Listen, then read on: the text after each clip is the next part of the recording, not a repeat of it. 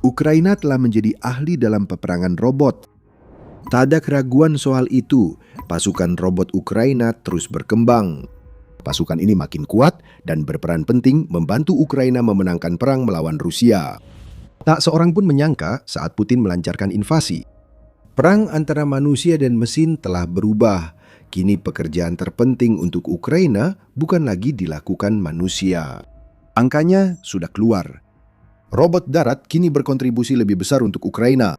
Salah satu pejabat terkemuka Amerika Serikat menyatakan akan jadi kesalahan besar jika militer Amerika tidak mengikuti jejak Ukraina. Laporan 9 Juli dari Euromaidan Press menyebut robot darat Ukraina menjalankan lebih banyak misi pada Juni dibanding bulan-bulan sebelumnya selama perang dengan Rusia. Robot-robot hebat ini telah menjadi pemandangan umum di seluruh garis depan karena mereka melakukan segala hal, mulai dari mengangkut persediaan dan peralatan, mengevakuasi tentara, hingga dalam beberapa kasus melancarkan serangan terhadap posisi Rusia. Kementerian Pertahanan Ukraina mengatakan bahwa robot darat Ukraina telah melakukan lebih dari 16.600 misi logistik dan evakuasi pada bulan Juni. Menteri Pertahanan Mikhailo Fedorov menjelaskan pentingnya hal ini. Setiap misi robot menggantikan tentara berarti satu nyawa terselamatkan, ujar Fedorov. Kami pun setuju sepenuhnya. Namun yang lebih luar biasa dari sekedar jumlah misi yang dilakukan robot darat Ukraina pada bulan Juni adalah peningkatan tajam yang kita lihat dalam jenis misi robot seperti ini. Berikut rinciannya. Pada bulan Januari, robot darat melaksanakan 7.511 misi. Pada bulan Februari, jumlah itu meningkat menjadi 7.960.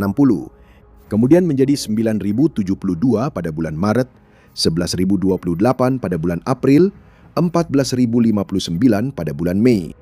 Pada bulan Juni, Ukraina menambah 2.500 misi ke total bulanan mereka, dan itu pasti membuat Rusia khawatir. Jika Ukraina terus seperti ini, tak lama lagi tidak akan ada lagi misi logistik di garis depan yang dijalankan oleh tentara. Bagi Rusia, ini berarti peluang untuk menghabisi tentara Ukraina semakin kecil, sehingga Ukraina bisa menjaga benteng pertahanannya tetap lebih kuat, lebih lama. Semua itu akhirnya menyebabkan lebih banyak korban bagi Rusia, meski tidak langsung. Semua ini berarti robot darat Ukraina melakukan 18,6% lebih banyak misi pada bulan Juni dibandingkan bulan Mei, dan mereka telah lebih dari 2 kali lipat jumlah misinya sejak Januari. Angka bulan Juni 122%, lebih tinggi dibandingkan yang kita lihat pada bulan pertama tahun ini. Secara total selama paruh pertama tahun 2026, robot Ukraina telah menyelesaikan lebih dari 66.300 misi, dan sekarang Ukraina memiliki tujuan yang sederhana. Gantikan tentara dengan robot darat, sehingga robot-robot tersebut yang menjalankan 100% misi logistik di garis depan. Penasihat Kementerian Pertahanan Serhiy Buskresnov mengatakan yang menahan Ukraina saat ini adalah konektivitas, bukan perangkat keras. Agar potensi penuh pasukan drone tercapai, Ukraina perlu mengatasi tantangan medan, deretan pohon, dan infrastruktur perkotaan yang mengganggu sinyal robot darat. Sejak awal perang, Ukraina terus berinovasi. Mereka mungkin menggunakan AI untuk mengotomatisasi pencarian jalur sehingga gangguan sinyal tak lagi jadi masalah. Namun, itu untuk masa depan. Saat ini, Ukraina sepenuhnya berkomitmen menjadikan robot darat sebagai bagian utama strategi garis depannya. Bukan hanya Kementerian Pertahanan yang menyatakannya. Prajurit Ukraina mendukung penggunaan robot untuk menggantikan mereka di tempat yang memungkinkan. Kementerian Pertahanan Ukraina mengatakan bahwa berbagai unit di garis depan telah menerima 1.028 robot darat dengan berbagai konfigurasi melalui pasar senjata pertahanan .chain pada bulan Mei. Itu penting karena pasar ini memakai sistem poin. Prajurit mendapat poin atas prestasi seperti melumpuhkan target dengan drone dan menyelesaikan operasi robot darat.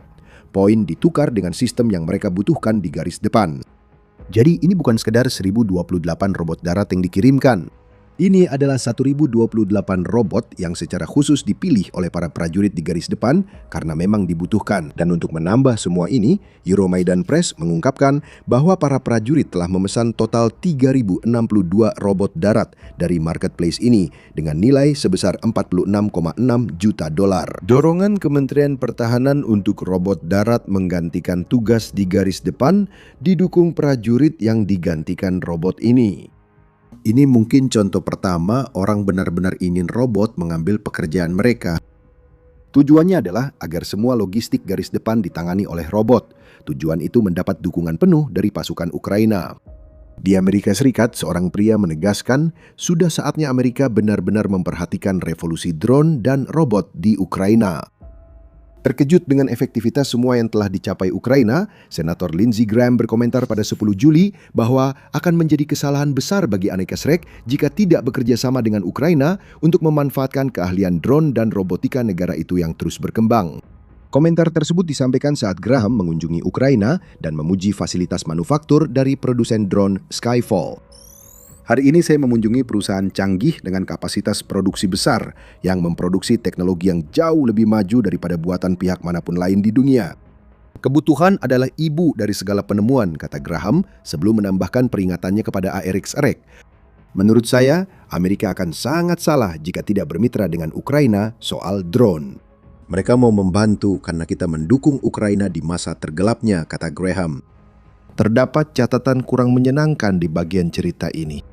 Pada 12 Juli, berita tersebar bahwa Senator Graham telah meninggal dunia setelah sakit singkat dan mendadak. Graham baru pulang dari Ukraina setelah bertemu Presiden Volodymyr Zelensky. Rincian masih bermunculan. Selain mengunjungi fasilitas Skyfall dan menyerukan agar Amerika mendukung revolusi drone dan robotika Ukraina, dipandang sebagai patriot Amerika sejati oleh Presiden Amerika Donald Trump, Graham pada dasarnya menggunakan pesan terakhirnya untuk memberitahu Amerika bahwa apa yang dilakukan Ukraina adalah sesuatu yang istimewa dan militer Amerika perlu ikut serta. Itu adalah kejutan yang menyedihkan, tetapi hal itu mungkin saja membuat AS menyadari bahwa Ukraina telah menjadi mitra yang jauh lebih berharga daripada yang pernah disadari siapapun. Robot darat hanyalah salah satu alasan mengapa kemitraan itu sangat berharga bagi Amerika. Karena Ukraina setiap hari menunjukkan bahwa kemajuan teknologinya memungkinkan mereka merebut inisiatif dari Rusia. Fokus pada Rusia sejenak. Ketika robot darat Ukraina beraksi di garis depan, tentara Rusia pasti juga ingin memiliki dukungan serupa.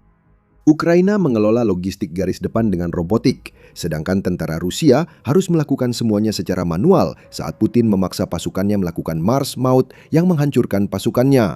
Sebelum membahas lebih lanjut, ini pengingat bahwa Anda menonton The Military Show. Jika Anda mendapat wawasan dari video ini, tekan subscribe agar tidak ketinggalan konten berikutnya. Kami membawa Anda ke garis depan di Kherson. Media United 24 Media melaporkan tentara Rusia dipaksa berjalan lebih dari 10 km untuk mencapai garis depan. Namun, perjalanan melewati zona maut penuh drone bukan satu-satunya masalah bagi pasukan Putin. Para tentara harus berjalan kaki membawa amunisi dan perlengkapan ke poros Dnipro, tempat perebutan wilayah di Kherson sedang berkecamuk. Tantangan logistik makin parah karena pasukan Ukraina memperluas zona maut hingga mencakup lebih banyak wilayah yang dilalui pasukan Rusia. Informasi ini disampaikan oleh Sergei Sahayev yang merupakan juru bicara Brigade Marinir Terpisah ke-34 Ukraina. Kami telah membangun kendali yang begitu kuat hingga bisa memperluas zona maut kami setiap hari. Jika Anda melihat peta, Kostorozova dan Radensk, pasukan Rusia tak lagi aman di sana. Kami bisa menjangkau, menemukan, dan menghancurkan mereka di mana saja. Kami memegang inisiatif, kata Sahayev, sebelum menjelaskan situasi pasukan Ukraina di garis depan. Orang Rusia kini tak bisa lagi mencapai posisi mereka dengan kendaraan. Mereka harus membawa amunisi dan perlengkapan sendiri, serta berjalan kaki 10-11 km ke posisi infanteri atau artileri. Apa yang kita lihat di sini adalah sebuah kontras yang mematikan. Ukraina kini mengganti tentara yang dulu melakukan perjalanan seperti ini dengan robot-robot sulit terdeteksi yang menjadi bagian jaringan logistik modern penopang Ukraina. Respons Rusia adalah mengirim prajurit sebagai tumbal seperti biasa. Rusia kalah dari Ukraina soal robot sehingga mereka membekali tentara dengan amunisi dan perlengkapan lalu menyuruh mereka melewati zona-zona maut. Para tentara yang terbebani perlengkapan bergerak lambat dan mudah menjadi sasaran drone Ukraina yang mengintai. Saat tentara terlihat, semuanya selesai. Entah mereka tewas akibat serangan drone atau mereka harus menjatuhkan barang yang mereka bawa dan lari untuk punya peluang bertahan dari serangan itu. Bagaimanapun, logistik garis depan Rusia berantakan. Kegagalan Putin berinvestasi pada teknologi yang Ukraina manfaatkan dengan baik menjadi alasannya. Hasil di garis depan sudah jelas terlihat. Pada Juni, saat Ukraina mencetak rekor robot darat, Rusia justru mencatat rekor suramnya sendiri. 39.490 korban pertempuran. Ukraina makin dekat dengan target 50.000 per bulan yang menurut Fedorov dan Zelensky cukup untuk membuat perang Putin sulit dipertahankan dari segi perekrutan. Rusia belum menemukan solusi untuk masalah logistiknya. Liga menambahkan bahwa pasukan Putin hancur bukan hanya beberapa kilometer dari garis depan sebelum suplai dan amunisi sampai ke tempat yang dibutuhkan. Logistik untuk militer Rusia pada kedalaman 20 hingga 70 km menjadi semakin mahal dan berbahaya bagi Rusia seiring Ukraina memperluas jangkauan drone-nya. Kami melihat ada penyebutan tentang kurangnya kendaraan di Kherson. Hal yang sama terjadi di seluruh Ukraina, ujar Ruslan Muzychuk yang merupakan juru bicara Garda Nasional Ukraina. Menurut Muzychuk, konvoi pasokan Rusia sudah menjadi masa lalu. Dengan yang paling mampu dikerahkan Rusia, biasanya hanyalah satu kendaraan yang menjadi target jelas bagi drone Ukraina. Ukraina memperluas serangan ke gudang amunisi dan bahan bakar Rusia hingga 30 km, menambah masalah ini. Dan sekarang sudah sampai pada titik di mana Ukraina menghantam lebih dari 190 target seperti ini setiap bulannya. Jika mundur lebih jauh ke belakang garis depan, 50 hingga 200 km, kita melihat kehancuran serupa. Atlantic Council menyatakan inovasi drone jarak menengah Ukraina membuat Rusia hampir mustahil menjaga jaringan logistik stabil di belakang garis depan. Drone-drone tersebut melakukan serangan terhadap truk-truk yang menggunakan jalur logistik yang telah dibangun Rusia di wilayah pendudukan. Mereka menghancurkan pertahanan udara, lokasi peluncuran drone, dan titik komando dan kendali yang mengatur serangan Rusia di garis depan. Crimea telah merasakan dampak kekacauan ini di wilayah belakang Rusia dan sekarang sedang berjuang menghadapi kekurangan bahan bakar besar-besaran saat Ukraina mengisolasi semenanjung tersebut. Namun, dampaknya terasa di seluruh Ukraina. Ini adalah penguncian logistik yang berlapis. Bahan bakar dan pasokan dihancurkan secara massal di wilayah belakang Rusia. Segala yang mencapai wilayah belakang jadi sasaran karena serangan ke kendaraan, depot bahan bakar dan gudang amunisi memaksa Rusia hanya bisa mengirim kendaraan satu persatu jika masih ada kendaraan untuk dikirim. Di Kherson jelas tidak ada kendaraan, tidak ada juga robot darat. Prajurit Rusia harus menjadi sasaran bergerak lambat di zona maut saat membawa amunisi dan perlengkapan 10 km ke garis depan yang sebagian besar tidak akan pernah mereka lihat. Drone-drone Ukraina akan mengurus mereka jauh sebelum mereka bisa membawa kargo mereka ke tempat yang memerlukannya. Pendekatan logistik Rusia kini tampak kuno dibandingkan pemanfaatan cerdas robot darat di garis depan oleh Ukraina. Ini bukan berarti Rusia tidak mati-matian mencoba meniru revolusi logistik robot darat Ukraina. Kami akan berbohong kepada Anda jika kami mencoba mengklaim sebaliknya. Menurut Pravda pada Mei, Rusia menerima sistem robot darat pertamanya di tahun 2024. Namun seperti yang sering terjadi, Rusia gagal menyadari betapa pentingnya robot-robot ini. Meski punya banyak sumber daya, Rusia belum cukup investasi pada robot darat, sehingga tentara yang syarat beban tetap diperintahkan berjalan sejauh 10 km di zona maut Ukraina.